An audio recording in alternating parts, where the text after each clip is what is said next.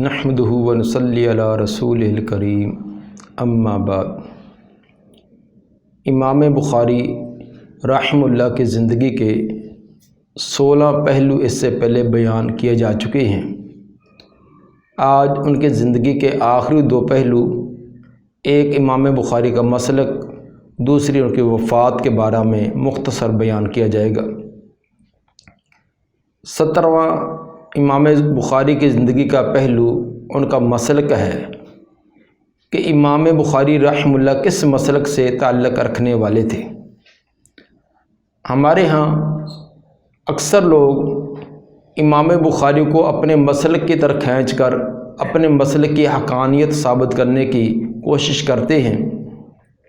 حقیقت یہ ہے کہ موجودہ جو تقلید والے مذاہب ہیں ان میں سے امام بخاری کسی ایک کے بھی مقلد نہ تھے، بلکہ وہ فقہی اور اجتہادی مسائل میں مروجہ مسالک سے بالکل آزاد تھے۔ مذاہب اربع میں کسی کی مخالفت یا موافقت کا انحصار تعصب یا عقیدت کی بنا پر نہیں تھا، بلکہ دلیل کی بنا پر تھا۔ صحیح بخاری کا مطالعہ کرنے سے یہ بات واضح ہوتی ہے کہ جو بات دلائل کے اعتبار سے حق تھی، سچ تھی، امام بخاری نے اس کو اپنایا ہے، اس کو اختیار کیا ہے۔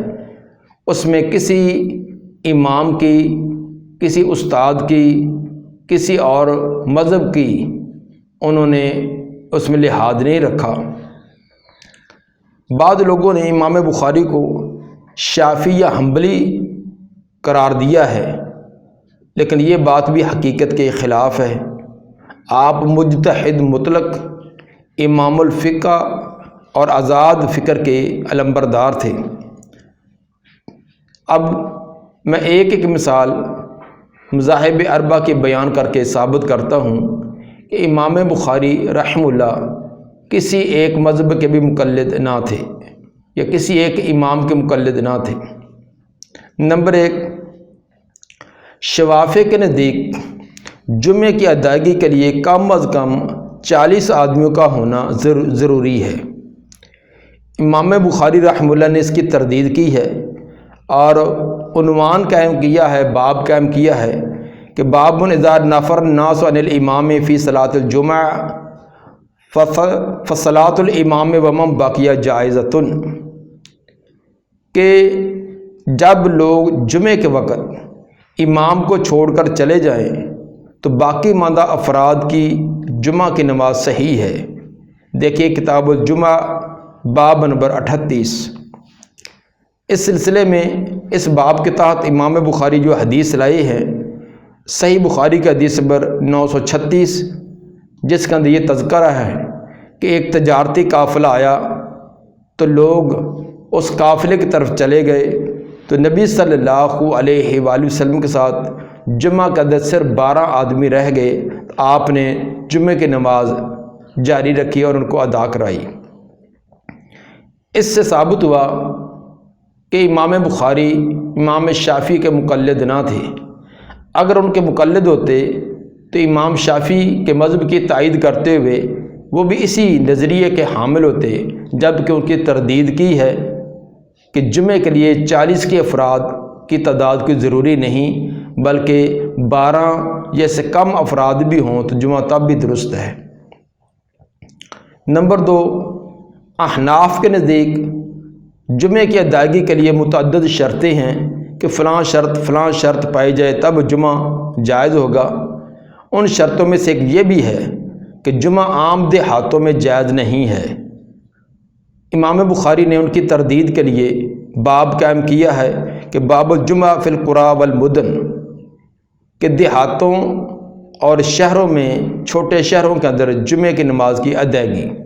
دیکھیے کتاب الجمعہ باب نمبر 11۔ پھر اس کے ثبوت کے لیے امام بخاری رحمہ اللہ حدیث لائے ہیں کہ مسجد نبوی کے بعد پہلا جمعہ عبد القیس کی ایک بستی میں شروع ہوا جو بحرین کے علاقہ میں تھی۔ دیکھیے حدیث نمبر 892۔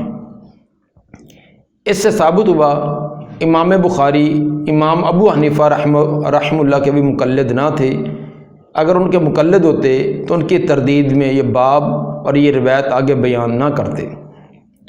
نمبر 3، حنابلہ کا مشہور مسلک یہ ہے کہ زوال سے پہلے بھی جمعہ جائز ہے، زوال سے پہلے جمعہ پڑھنا جائز ہے، یہ حنابلہ کا مشہور نظریہ ہے۔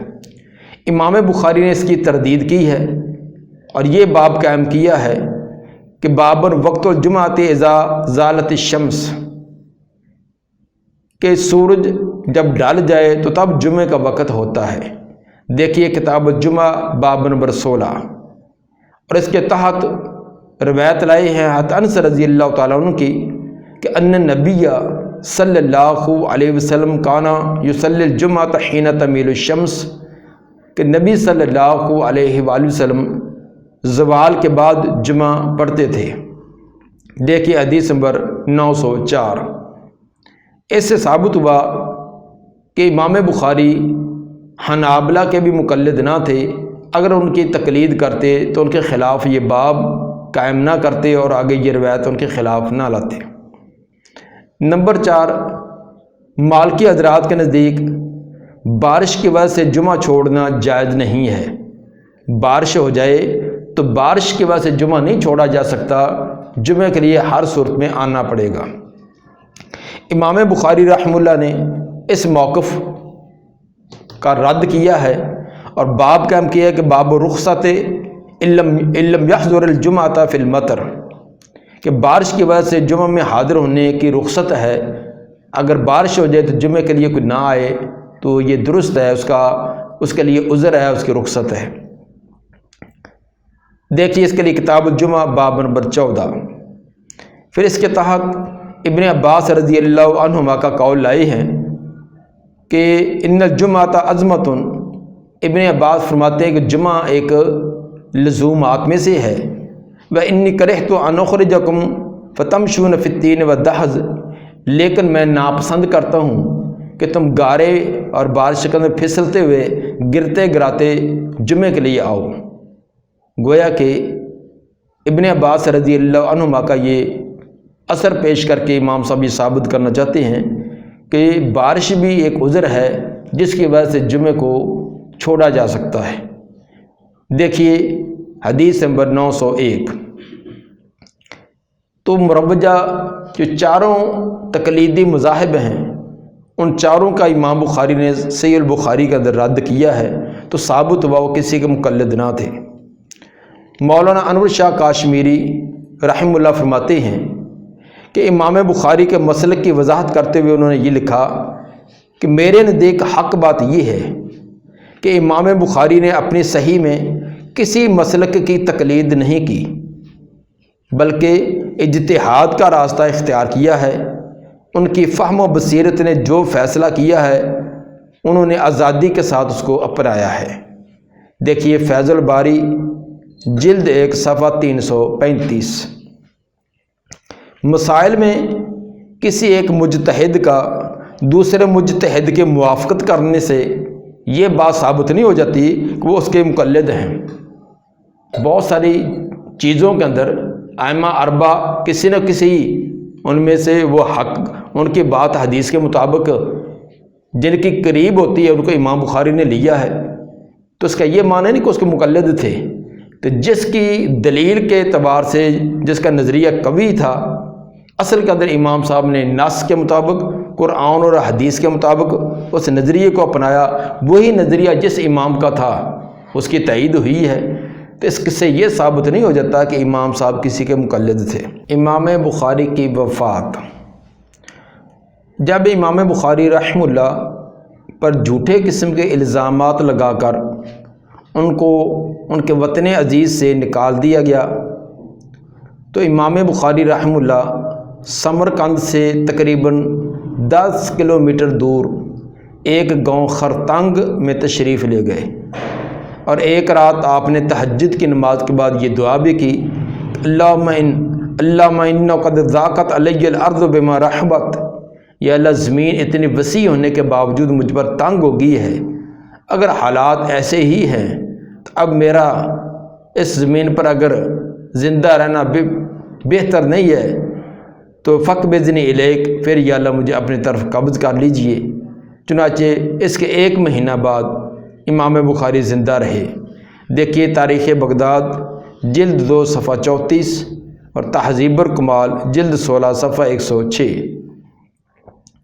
ابراہیم بن محمد فرماتے ہیں کہ جب امام بخاری خرطنگ نامی گاؤں میں انتقال فرما گئے تو میں نے ارادہ کیا کہ شہر سمرقند میں ان کی تدفین کی جائے، لیکن ہمارے ایک ساتھی کے اصرار پر آپ کی تدفین خرطنگ میں ہی کی گئی اور آپ کی تدفین کی ذمہ داری میں نے ہی سنبھالی۔